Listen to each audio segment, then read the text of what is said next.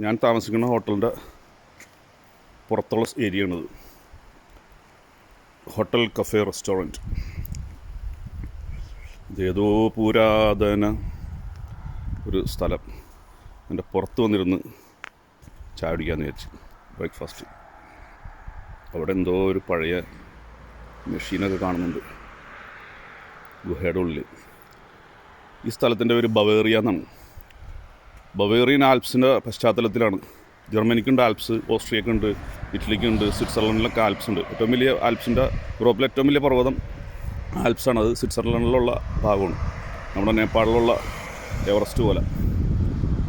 ഇത് ഞാനിവിടെ വന്നിരുന്നിട്ട് പുറത്തു കൊണ്ടുവന്ന് നല്ല തണുപ്പുണ്ട്. എന്നാലും പുറത്തു വന്നിരുന്ന് കുടിക്കാമെന്ന് വിചാരിച്ചു. ആ വൈബ് നഷ്ടപ്പെടുത്തണ്ടല്ലോ. ഈ ബവേറിയൻ ആൽപ്സിൻ്റെ പശ്ചാത്തലത്തിലാണ് ഹെയ്ഡ എന്ന് പറയുന്ന നല്ല രസമുള്ളൊരു ഫീലിംഗ് ഗുഡ് മൂവി പിടിച്ചിട്ടുള്ളത്. അത് നമ്മൾ സോളിഡാരിറ്റി പാനായിക്കുളം മറ്റേ ഫിലിം ഫെസ്റ്റിവലിൽ പ്രദർശിപ്പിച്ചിരുന്നു.